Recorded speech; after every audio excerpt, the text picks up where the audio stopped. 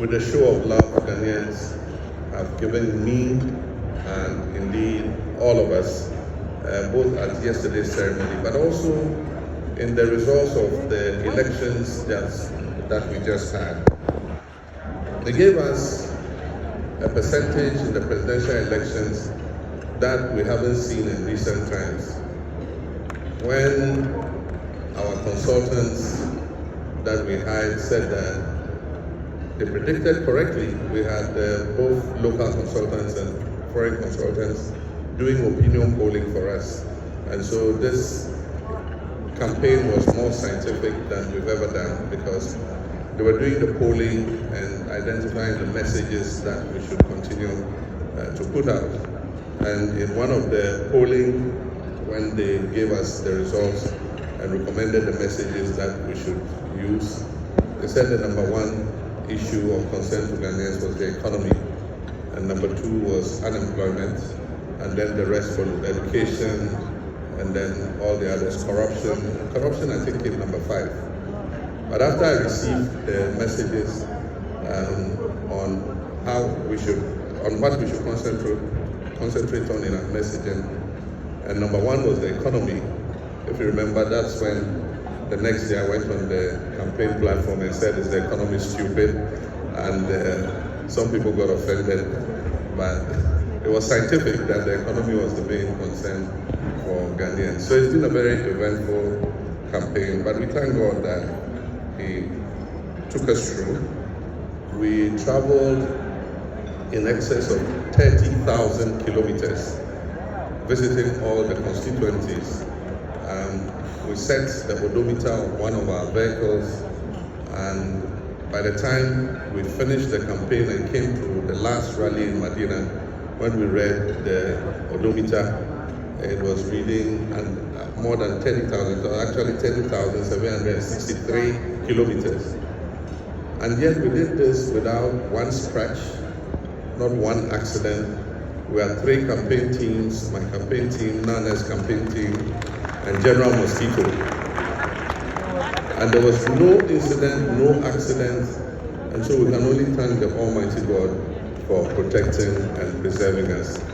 To Him we owe this beautiful victory, for standing behind us and giving us the favor that Ghanaians have given to us.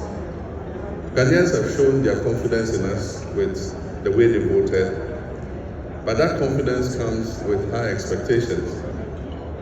For me, aside from the pomp and pageantry of the program yesterday, one of the things that struck me was the look in the eyes of the young people. They were excited, they were dancing, they were happy, they felt liberated, but in all that happiness and liberation, there's high expectation that we'll do what we have to do in order to make their lives better.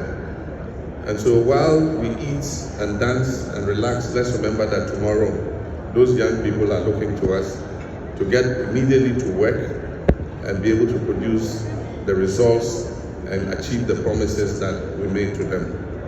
I have hit the ground running. Today I had several meetings with all our key multilateral and bilateral partners to try to see how we can kickstart things to make the lives of our people better, to look at issues to do with the economy and all that. And so I expect that all of us who would have a role to play would also do the same. Now the difficult part. I cannot do this work alone, and so I have to select some people to join me to be able to deliver the resets that we have promised Ghanaians. And it's coming at a time when Ghanaians expected a reduction in the size of government. And so you won't want to be in my shoes when you promise to appoint only 60 ministers and you have thousands of people sending their CVs. Definitely some people will be disappointed. But it's not only by playing a role at that level that you can contribute to the success of government. There are many other things that we can all do. And I always say that the success of this administration will guarantee us, another term, maybe under some other leader. But we need to get this right so that Ghanaians will repose the confidence in us and give us another opportunity to continue.